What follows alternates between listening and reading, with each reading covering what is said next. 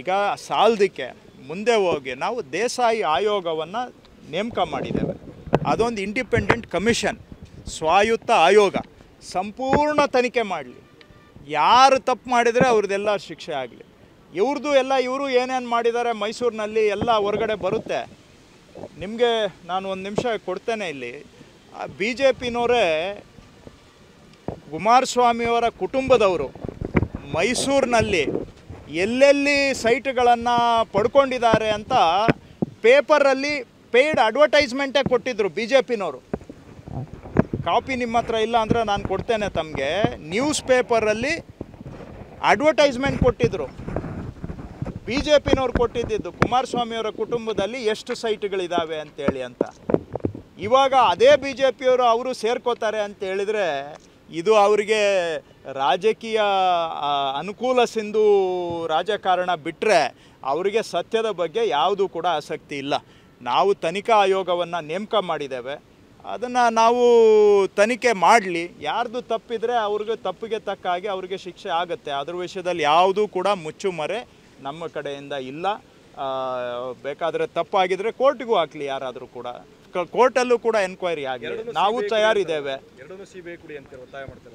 C B I ಏನು ಮಾಡ್ತಾ ಇದ್ದಾರೆ, ಅವರು ಆಪೋಸಿಷನ್ ಪಾರ್ಟಿಗಳನ್ನು ನಿರ್ನಾಮ ಮಾಡಲಿಕ್ಕೆ ಹೊರಟಿದ್ದಾರೆ ಅಷ್ಟೇ.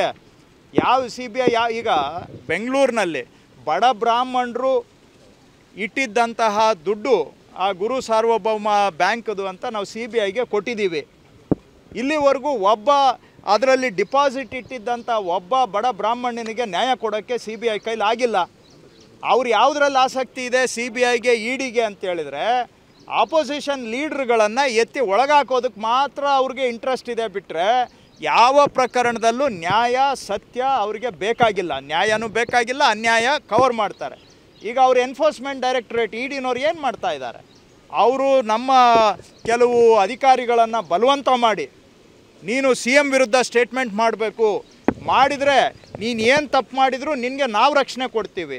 ಸಿ ಎಮ್ ವಿರುದ್ಧ ಸ್ಟೇಟ್ಮೆಂಟ್ ಮಾಡಲಿಲ್ಲ ಅಂತೇಳಿದ್ರೆ ನಿನ್ನನ್ನು ಒಳಗಾಗ್ತೀವಿ, ನಿನಗೆ ಇಡಿ ಪವರ್ಸ್ ಏನು ಅಂತ ನಾವು ತೋರಿಸ್ಕೊಡ್ತೀವಿ, 7 ವರ್ಷ ಜೈಲಿಗೆ ಹೋಗ್ತೀಯಾ ಅಂತ ಎದುರಿಸಿ ಬೆದರಿಸಿ ಇವತ್ತು ನಿಜವಾಗಿ ತಪ್ಪು ಮಾಡಿರೋರನ್ನ ಮುಚ್ಚಾಕಿ ಈ ಪ್ರಕರಣವನ್ನು ರಾಜಕೀಯಕ್ಕೆ ಬಳಕೆ ಮಾಡ್ತಾ ಇರುವಂಥ ಇಡಿ ಸಿ ಬಿ ಐ ಅವರಿಂದ ನ್ಯಾಯ ಸಿಗಲಿಕ್ಕೆ ಸಾಧ್ಯನಾ?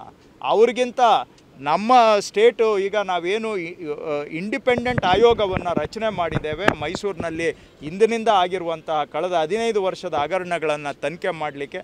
ತನಿಖೆ ಆಗಲಿ, ಸತ್ಯ ಹೊರಗೆ ಬರಲಿ. ಬೇಕಾದ್ರೆ ನಿಮ್ಗೆ ಕೊಡ್ತೀನಿ, ನಾನು ಒಂದೇ ಒಂದು ಕಾಪಿ ಇದೆ. ಬಿಜೆಪಿ ಅನುಕ್ಷಣದ ಸುದ್ದಿಗಳಿಗಾಗಿ ವಿಸ್ತಾರ ನ್ಯೂಸ್ ಯೂಟ್ಯೂಬ್ ಚಾನೆಲ್ ಸಬ್ಸ್ಕ್ರೈಬ್ ಮಾಡಿ. ಹೊಸ ಸುದ್ದಿಗಳ ನೋಟಿಫಿಕೇಶನ್ಗಾಗಿ ಬೆಲ್ ಐಕಾನ್ ಕ್ಲಿಕ್ ಮಾಡಿ. ಲೇಟೆಸ್ಟ್ ಅಪ್ಡೇಟ್ಸ್ಗಾಗಿ www.vistaranews.com ವೆಬ್ಸೈಟ್ಗೆ ವಿಸಿಟ್ ಮಾಡಿ. ಅಂಗೈಯಲ್ಲೇ ಜಗತ್ತಿನ ಸುದ್ದಿ ತಿಳಿಯಲು ವಿಸ್ತಾರ ನ್ಯೂಸ್ ಕನ್ನಡ ಆಪ್ ಡೌನ್ಲೋಡ್ ಮಾಡಿ.